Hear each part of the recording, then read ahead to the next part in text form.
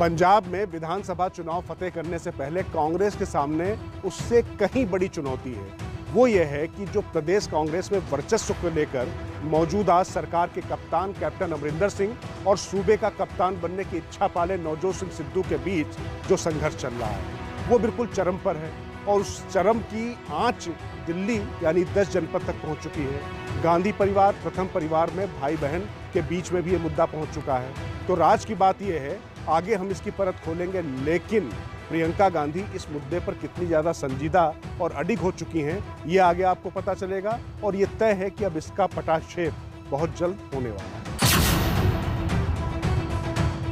78 MLA मेरा group है। Rahul ji, Priyanka ji, supreme और मैडम सोनिया हमारे बॉस हैं।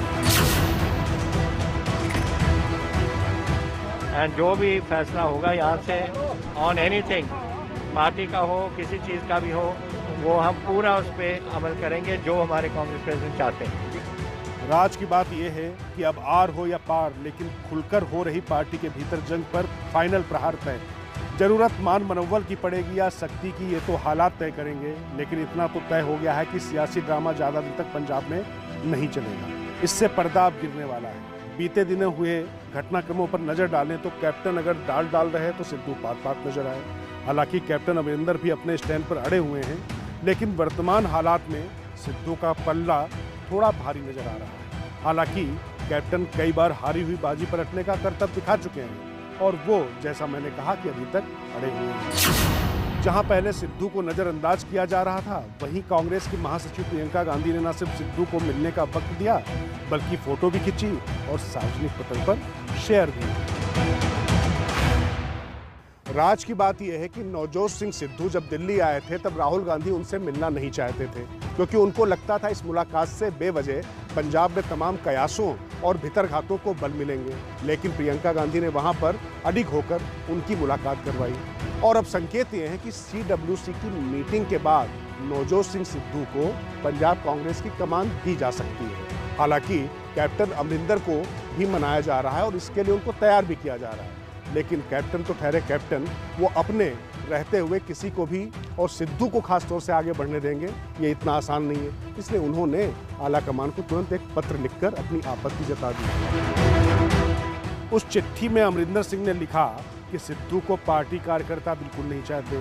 राज की बात यह है कि अमरिंदर ने साफ कह दिया है कि अगर सिद्धू को अध्यक्ष की जिम्मेदारी दी गई तो वे चुनावी सियासत से अलग भी हो सकते हैं और चुनाव के ऐन मौके पर कैप्टन अमरिंदर सिंह पार्टी से तौबा कर लें, ये रिस्क भी लेने के मूड में कांग्रेस नहीं है। लिहाजा कोशिशें जारी है कि कैप्टन को समझा और मना लिया जाए। चूंकि नवजोत सिंह सिद्धू पंजाब के लिहाज से अब एक बड़ा चेहरा बन चुके हैं और उन पर आम आदमी पार्टी दौरे डाल रही है, ऐसे में सिद्धू को हाथ से न फिसलने दिया जाए, इस पर भी कांग्रेस का पूरा जोर है।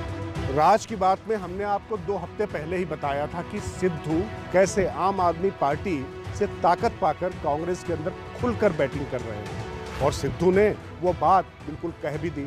उन्होंने कहा कि आम आदमी पार्टी उनकी बहुत इज्जत करती है।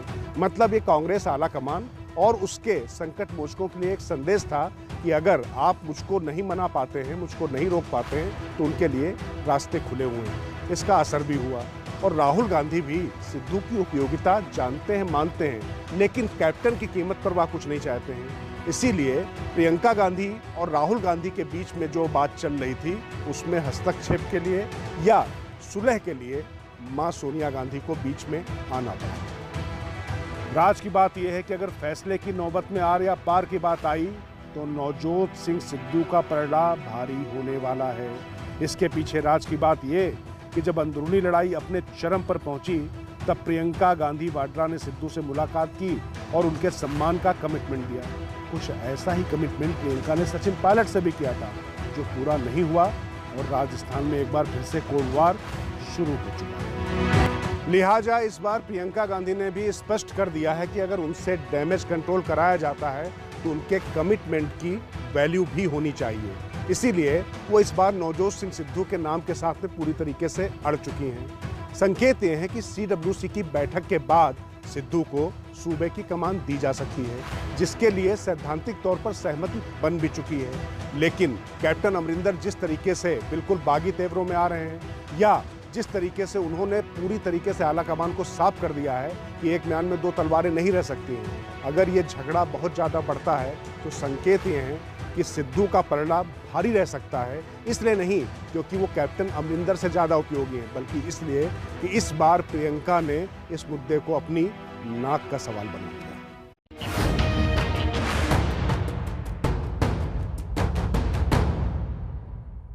उत्तर प्रदेश में जनसंख्या नियंत्रण नीति को लेकर पूरे देश में बवाल मचा हुआ है। किसी को राजनीतिक समीकरण बिगड़ने का डर है तो किसी को सामाजिक, और कुछ लोग इसे कुदरत के खिलाफ बगावत के तौर पर भी देख रहे हैं। लेकिन दिलचस्प बात यह है कि यहां पर सिर्फ विपक्ष के अंदर ही खलबली नहीं मची हुई है, विपक्ष से ज्यादा रार खुद सत्ता पक्ष के अंदर मच रही है। उनको ऐसा लगता है कि राजनीतिक वर्चस्व को लेकर जो सामाजिक भागीदारी है उसमें कुछ अंतर पैदा हो सकता है, और ये बात आगे तक भी पहुंच चुकी है।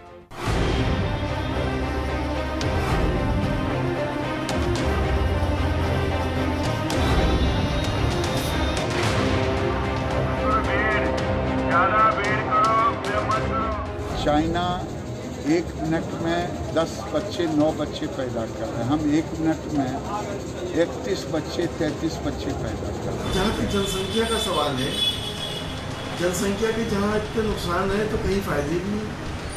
हिंदुस्तान की आबादी इतनी बड़ी जनसंख्या एसेट भी है। जनसंख्या नियंत्रण ये देश की भी और वक्त की भी ज़रूरत है, और मुझे लगता है कि अगर कोई राज्य उत्तर प्रदेश इस दिशा में जागरूकता के लिए लोगों को तैयार करने के लिए काम कर रहा है तो इसका स्वागत होना चाहिए। घबराओ नहीं, ले आओ जनसंख्या कानून पास कर दो। याद कर लेना जब नसबंदी का ले आई थी इंदिरा जी तो देश से सरकार चली गई थी। लागू करो, तुमको पता लग जाएगा भैया।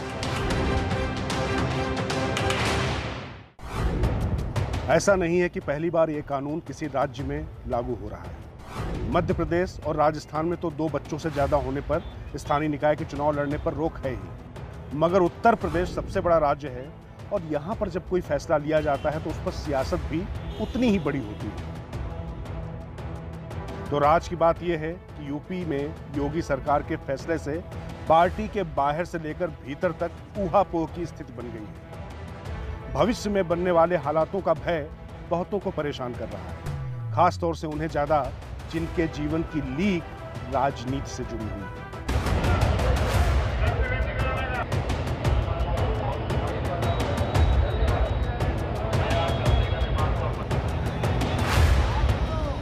जनसंख्या नीति 2021 से 30 समाज के विभिन्न तबकों को ध्यान में रख करके जनसंख्या नीति को लागू करने का कार्य आज प्रदेश सरकार कर रही है। बेहतर यही है कि इतने दिनों शादी ब्याह बंद कर दो, 20 साल तक कोई शादी नहीं कर सकेगा, बच्चे पैदा ही ना हो। भारतीय जनता पार्टी की जो जनसंख्या नीति उत्तर प्रदेश सरकार लेके आ रही है उसमें जनता से भी सुझाव हम लोग मांग रहे हैं। राज की बात यह है कि उत्तर प्रदेश के 30 से ज़्यादा प्रतिनिधियों ने, जिनमें विधायक और मंत्री भी शामिल हैं, उन्होंने मुख्यमंत्री योगी आदित्यनाथ से मुलाकात की है और जनसंख्या नीति को लेकर अपनी चिंताओं को साझा किया है। दरअसल अगर स्थानीय निकायों में धार्मिक और जातीय आधार पर गणित देखें तो 13% मुस्लिम और 12% सवर्ण प्रतिनिधि हैं। जाहिर है कि एससी और ओबीसी से ज्यादा लोग हैं। वैसे राजनीतिक रूप से धारणा तो यह है कि मुस्लिम समुदाय में 2 से ज्यादा बच्चे वाली आबादी ज्यादा है, मगर अनुपात का भले फर्क हो, लेकिन हिंदुओं में भी, खास तौर से ओबीसी और एससी वर्ग में भी 2 से ज्यादा बच्चे वाले अभिभावक खासे हैं। हालांकि ड्राफ्ट में निकायों के जनप्रतिनिधियों का ही जिक्र है, लेकिन अगर यह कानून विधानसभा तक लागू हुआ तो केवल भाजपा के ही 152 विधायकों पर कानून की तलवार लटक जाएगी, क्योंकि उनके 2 से ज्यादा बच्चे हैं। बीजेपी के जिन प्रतिनिधियों ने सीएम योगी से मुलाकात की, उनसे इल्तिजा की कि जो 2 बच्चों का नियम है उसके लिए कोई अग्रिम एक तारीख तय कर दी जाए। कहीं ऐसा ना हो कि पीछे से अगर ये लागू होता है तो उन सबका ही राजनीतिक जीवन खतरे में आ जाए। तो आप ये समझिए, यहाँ राज की बात यह है कि जो सीएम से लगातार प्रतिनिधियों के साथ मुलाकात हो रही थी वो सिर्फ सामाजिक और राजनीतिक कारणों से नहीं थी, बल्कि जनसंख्या नियंत्रण कानून के बाद जो तमाम लोगों पर बाद में तलवार लटक सकती है, उसकी काट को लेकर। दरअसल जनसंख्या के आंकड़ों पर जाएं तो मुस्लिम समाज की जनसंख्या वृद्धि दर 25% से 17% पर पहले ही आ चुकी है और हिंदुओं की जनसंख्या वृद्धि दर 17% से 11% हो चुकी है। मतलब ये हुआ कि लोग जागरूक हुए हैं, तो क्या ऐसे में उन पर एक सख्त कानून लागू करना उचित होगा? दूसरा मसला सामाजिक संतुलन और समीकरणों से भी जुड़ा हुआ है। अगर आंकड़ों पर जाएं तो एससी और ओबीसी की जनसंख्या वृद्धि दर जनरल कैटेगरी की तुलना में ज़्यादा है, तो ये कानून अगर लागू होता है तो उनको चिंता ये है कि आगे प्रतिनिधित्व को लेकर एक असंतुलन स्थापित हो सकता है। तो ये तो रही इस सामाजिक समीकरण की बात, लेकिन विपक्ष ने इससे आगे जाकर एक कदम और योगी पर मुस्लिमों को टारगेट करने का आरोप लगा दिया है। उनका कहना है कि इस कानून को इस तरीके से प्रोजेक्ट किया जा रहा है कि जैसे मुस्लिम ही आबादी बढ़ाने के लिए जिम्मेदार हैं। और ये अंदाजा है कि 2025 तक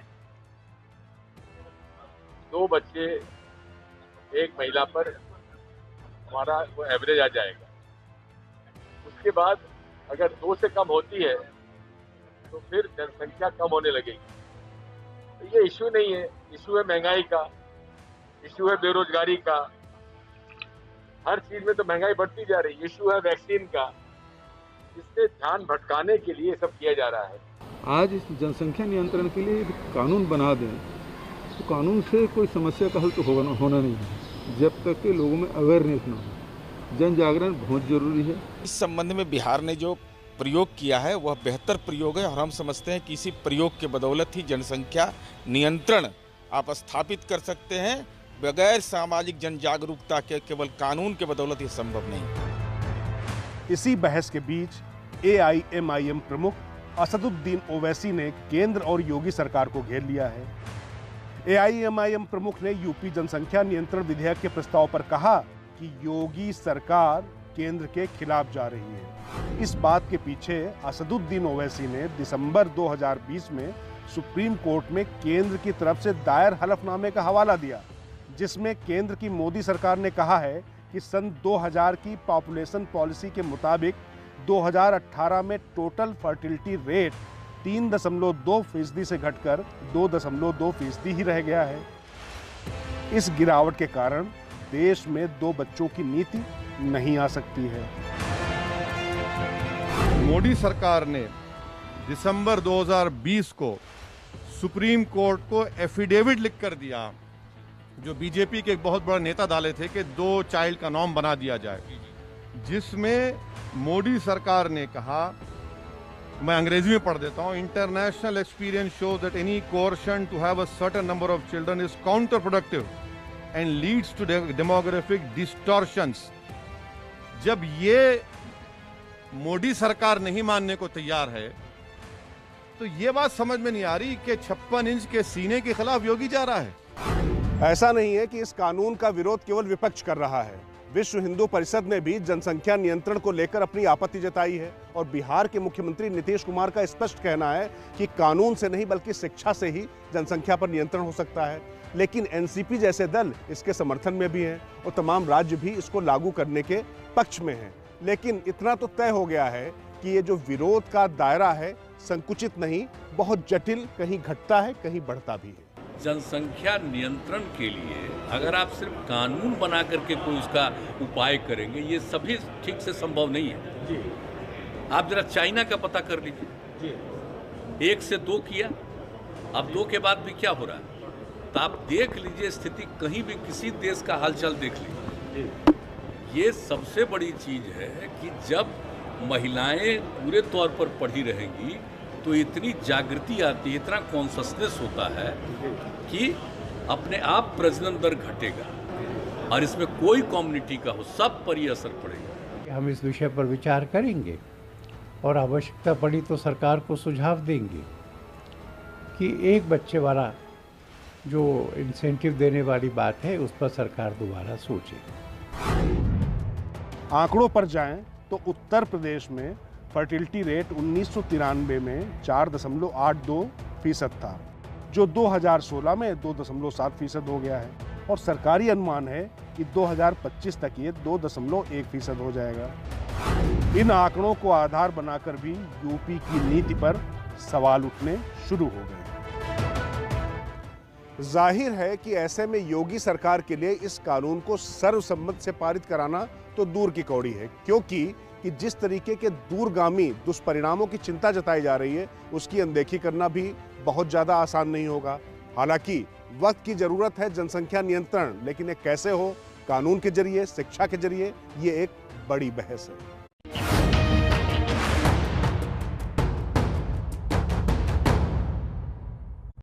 यूपी में बीजेपी के सामने सत्ता बचाने का जतन है तो समाजवादी पार्टी या बहुजन समाजवादी पार्टी के पास सत्ता पाने की चुनौती।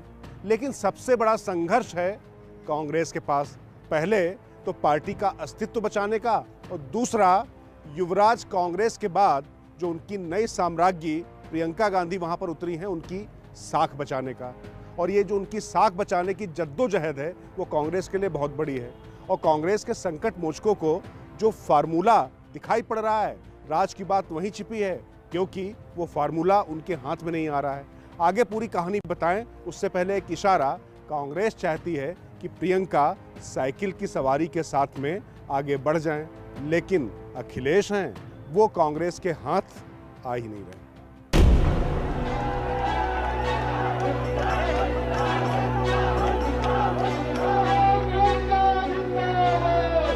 अमेठी से चुनाव हारने के बाद कांग्रेस के सम्राट से फिर युवराज बन गए राहुल गांधी ने प्रत्यक्ष तौर पर यूपी से खुद को अलग कर लिया है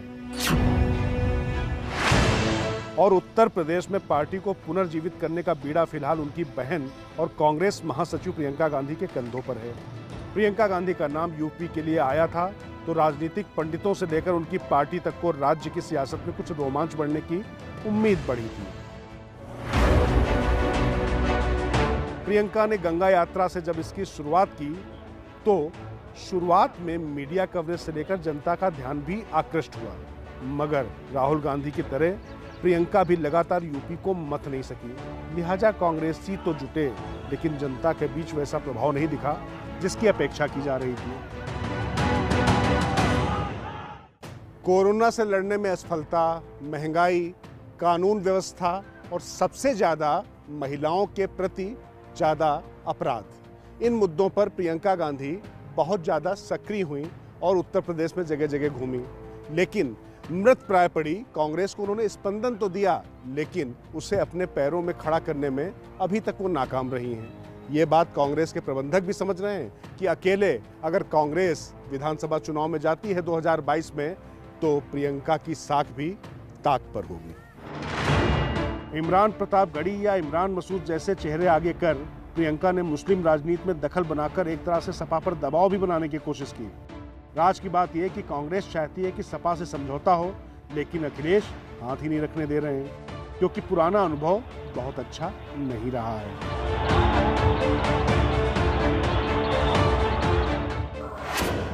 पश्चिम बंगाल में तृणमूल की जीत के बाद तमाम मोदी विरोधी राजनीतिक दलों के चहेते और पॉलिटिकल मास्टर के रूप में ख्यात प्रशांत किशोर को प्रियंका की तरफ से सपा से समझौता करने की जिम्मेदारी दी गई है। प्रशांत किशोर यानी पीके यूपी में बीजेपी के खिलाफ घेरेबंदी में राष्ट्रीय विकास मंच यानी शरद पवार और ममता बनर्जी के अलावा अन्य छोटे दलों को सपा के साथ एक छतरी के नीचे लाने में लगे हैं। आम आदमी पार्टी भी अखिलेश के साथ चुनाव लड़ने को उत्सुक है। राज की बात यह कि पीके का फार्मूला बीजेपी विरोधी वोटों को जो न बंटने का है, उसमें वो कांग्रेस को भी शामिल करने का प्रयास कर रहे हैं, लेकिन अखिलेश यादव कांग्रेस के साथ जाने को अभी तक तैयार नहीं है। कांग्रेस लगातार सपा के मुखिया अखिलेश यादव से संपर्क का प्रयास कर रही है। वो चाहती है कि 2017 वाला गठबंधन फिर से दोहराया जाए, लेकिन अखिलेश हाथ ही नहीं आ रहे हैं। अब अगले हफ्ते कोशिश ये होगी कि पीके अखिलेश से मुलाकात कर बातचीत को आगे बढ़ाएं, लेकिन अखिलेश के सामने दिक्कत यह है कि उनके जो सोच है या जो उनका जो कुनबा बढ़ रहा है उसमें कांग्रेस के लिए कोई उचित जगह नहीं मिल रही है, इसीलिए वो बातचीत की मेज पर नहीं आ रहे हैं। राज की बात आपको बता दें कि तमाम वो शहरी सीटें जहां पर समाजवादी पार्टी कभी नहीं जीती और उसका प्रदर्शन बहुत ज़्यादा खराब रहा है, वहां पर वो आम आदमी पार्टी के साथ परोक्ष या अपरोक्ष रूप से गठबंधन कर सकती है। इसको लेकर बातचीत जारी है। इसके साथ ही उनके कुनबे में तृणमूल कांग्रेस, एनसीपी, जिसके कर्ता धर्ता पीके ही हैं, लेकिन यहाँ पर पीके कांग्रेस की भी बैटिंग कर रहे हैं। लेकिन अखिलेश ये चाहते हैं कि वो क्षेत्रीय दलों के साथ में अपना परिवार और कारवां आगे बढ़ाएं। कांग्रेस के लिए उनके पास जगह नहीं है, लेकिन कांग्रेस के सामने दिक्कत यह है कि उनकी भविष्य की नेत्री और उसका भविष्य साख ताक पर है।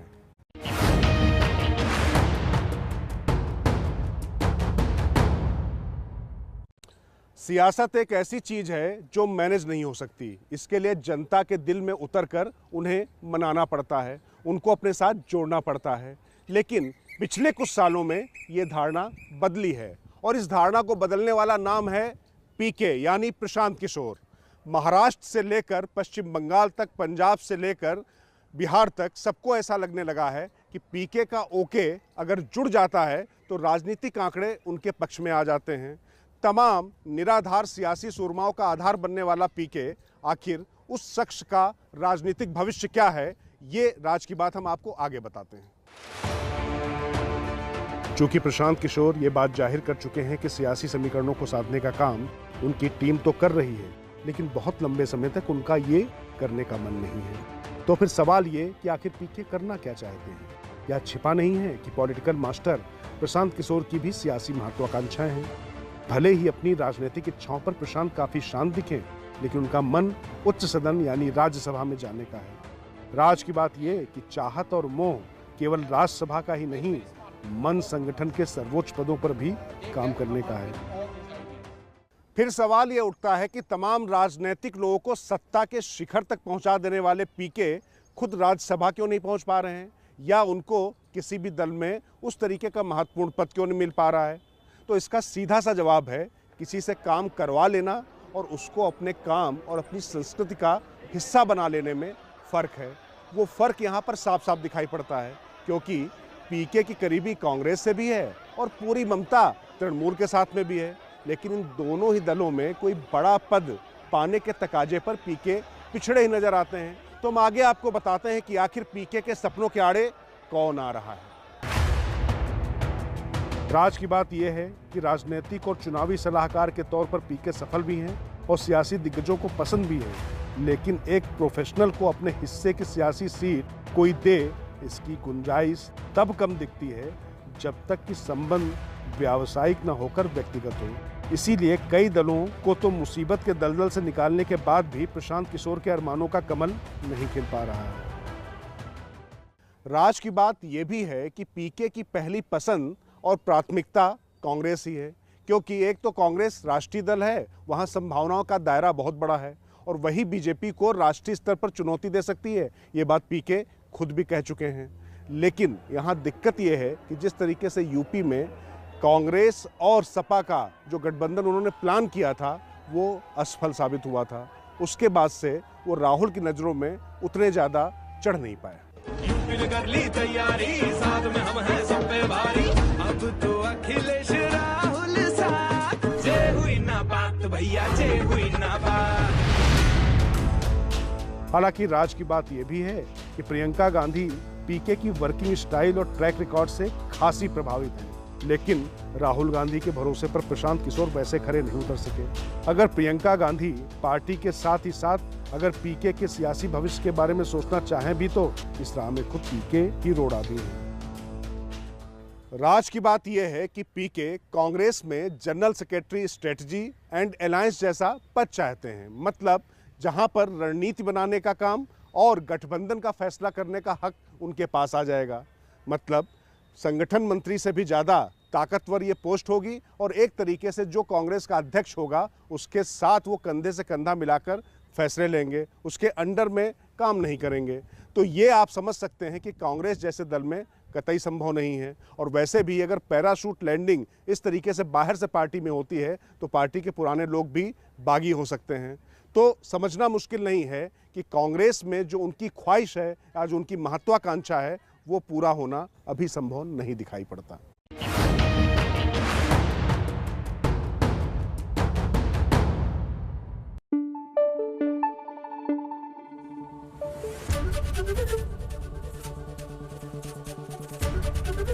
ABP News, आपको रखे आगे।